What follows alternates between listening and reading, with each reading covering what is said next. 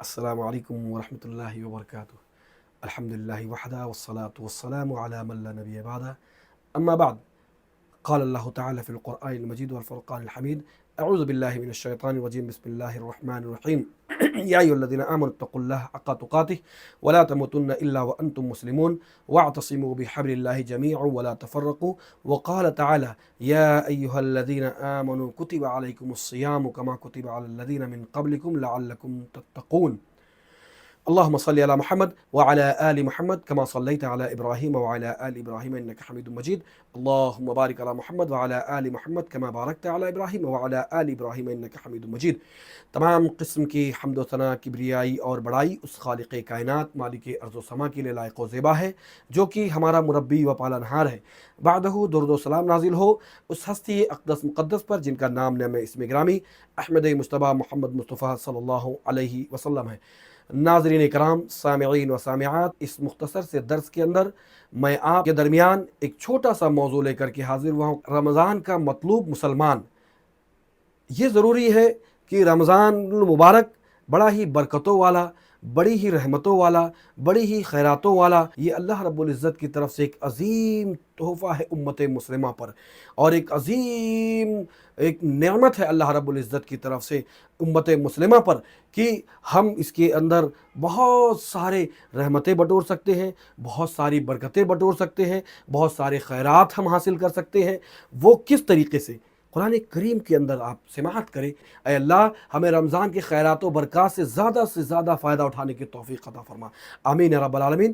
حضرات گرامی، اللہ رب العزت نے سورہ بقرہ کے اندر اللہ رب العزت نے ارشاد فرمایا، یا ایھا الذین آمنوا کتب علیکم الصیام کما کتب علی الذین من قبلکم لعلکم تتقون۔ اے لوگو، جو لوگ ایمان لائے ہو، روزے تم پر فرض کیے گئے ہیں جیسے تم سے پہلی امتوں پر روزے فرض کیے گئے تھے۔ اور اس کا مقصد کیا ہے روزے فرض کرنے کا؟ لعلکم تتقون، تم متقی ہو جاؤ، پرہیزگار بن جاؤ۔ گناہ کر رہے تھے، طرح طرح کے گناہ کر رہے تھے، فحاشی منکرات کے اندر تھے، معصیتوں کے اندر سے تھے، معروف کام نہیں انجام دے رہے تھے، اللہ اور اس کے رسول کی نافرمانیوں میں مبتلا تھے، ہم نہ جانے کون کون سے گناہ کر رہے تھے، کبیرہ ہو یا صغیرہ ہو۔ اب آیا ہے رمضان کا مبارک مہینہ، یہ تقوی، یہ پرہیزگاری لے کر کے آیا ہوا ہے۔ ہمیں چاہیے لوگوں، ہم اپنے آپ کو اب سمیٹیں۔ اللہ کے نبی صلی اللہ علیہ وسلم کی ایک پیاری سی حدیث، حضرت طلحہ ابن عبید اللہ آتے ہیں، اللہ کے نبی صلی اللہ علیہ وسلم بیان کرتے ہیں کہ دو شخص اللہ کے نبی صلی اللہ علیہ وسلم کے پاس آئے اور کہا، ان لوگوں نے ایمان لایا، اور دونوں ایمان لانے کے بعد نماز، روزے، حج، زکوٰۃ سب کچھ کرنے لگے، نیکیاں بٹورنے لگے۔ ان میں سے ایک شخص شہید ہو گیا، پھر ایک سال کے بعد دوسرا شخص بھی نیکیاں بٹور کر کے وہ بھی شہید ہو گیا۔ حضرت طلحہ ابن عبید اللہ نے جب خواب میں دیکھا کہ جو دوسرا آدمی وفات پایا تھا وہ پہلے جنت میں جا رہا ہے، تو اللہ کے نبی صلی اللہ علیہ وسلم کے پاس آیا اور ماجرا بیان کیا کہ اللہ کے نبی، یہ کیسا عجیب و غریب معاملہ ہے کہ ایک شخص جو بڑا متقی، پہلا دو لوگ ایمان لائے تھے جن میں سے پہلا شخص بڑا متقی، پرہیزگار، روزے دار، سب کچھ کرنے والا، اور شہید ہو گیا، شہید بھی ہو گیا وہ، اور پہلے مرا وہ، اس کے باوجود اس کے بعد والا شخص جو بعد میں وفات پایا وہ پہلے جنت میں جا رہا ہے۔ اللہ اکبر۔ پیارے نبی جناب محمد رسول اللہ صلی اللہ علیہ وسلم نے فرمایا کہ کیوں نہ ہو اس کو ایک سال اور مل گیا، اور اس کے اندر اس نے نیکیاں تو بٹورا ہی بٹورا، اور اس کے ساتھ رمضان المبارک کا مہینہ پایا، اور اس کی خیرات و برکات سے وہ فائدہ اٹھا لیا۔ تو یہ رمضان کے فائدے ہیں۔ اسی طریقے سے اس رمضان کے مبارک مہینے کے اندر، شہر رمضان الذی انزل فیہ القرآن، اس مہینے کے اندر، یہ مہینے کی اہمیت اور فضیلت یہ ہے کہ اس کے اندر قرآن کو ہم نے نازل کیا، اور اس کے اندر لیلۃ القدر کو اتارا، اور قرآن کو لیلۃ القدر میں اتارا۔ انا انزلناہ فی لیلۃ القدر، اور لیلۃ القدر کو بنایا کس میں؟ رمضان کے مبارک مہینے کے اندر۔ لیلۃ القدر خیر من الف شہر، جو 1000 مہینوں سے بھی افضل رات ہے۔ یہ تمام چیزیں اس مہینے کے اندر ہمیں میسر ہوتی ہے۔ اللہ کے نبی صلی اللہ علیہ وسلم نے فرمایا، من صام رمضان ایمانا واحتسابا غفر له ما تقدم من ذنبه۔ اللہ اکبر۔ اللہ کے نبی صلی اللہ علیہ وسلم نے فرمایا، جو ایمان و احتساب کی نیت کے ساتھ روزے رکھتا ہے، اللہ رب العزت اس کے پچھلے گناہوں کو وہ بخش دیتا ہے جو صغیرہ گناہ ہوتے۔